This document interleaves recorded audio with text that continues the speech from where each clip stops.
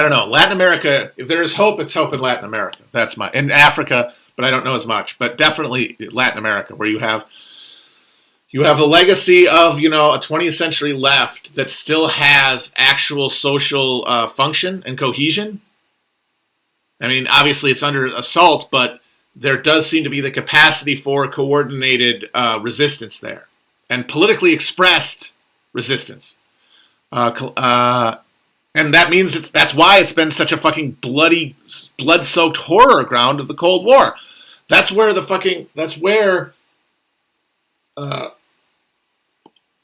outside of like Southeast Asia, that is where the most people were sacrificed to dollar hegemony in the Cold War was in Latin America because of the effectiveness and the resiliency of the resistance.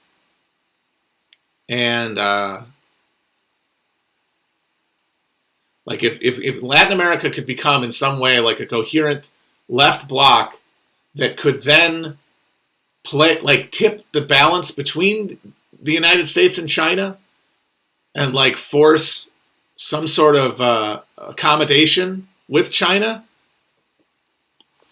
I mean, it's not world communism, but it's better than the alternative.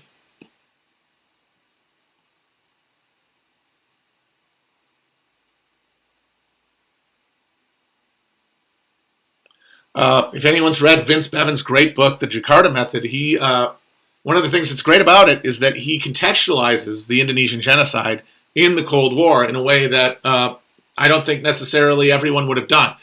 And I think it comes from the fact that he was a journalist in Brazil for many years before he went to Indonesia, is that he pointed out that the Jakarta Method, while it was obviously first, tried out in Indonesia, was really extended and perfected over the Cold War, not in the rest of Asia, but in Latin America, in Chile and in Argentina and in fucking Brazil, the fucking Operation Condor.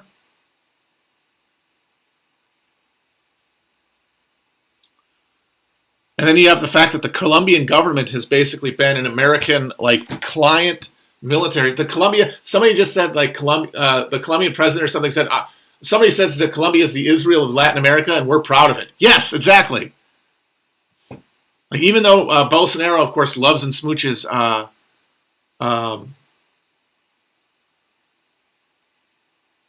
he loves Israel, Brazil is coming late to the party here.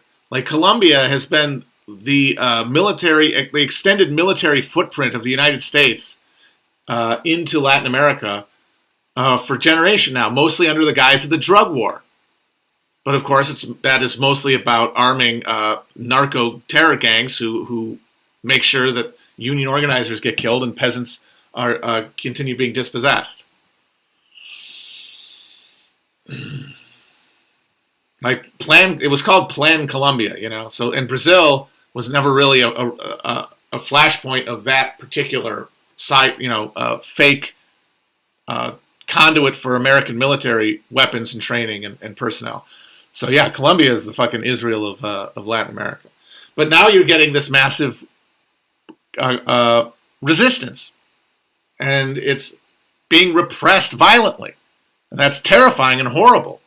But when you see that this is not an isolated incident, that this is a pattern throughout all of the nations of South America for the most part, if there's hope, I think that's where it is. But again, I don't know enough about Latin American politics right now. I don't speak Spanish or Portuguese to know the specifics. But looking at it from askance, from afar, it seems that's where the potential for actual organization that can be effective.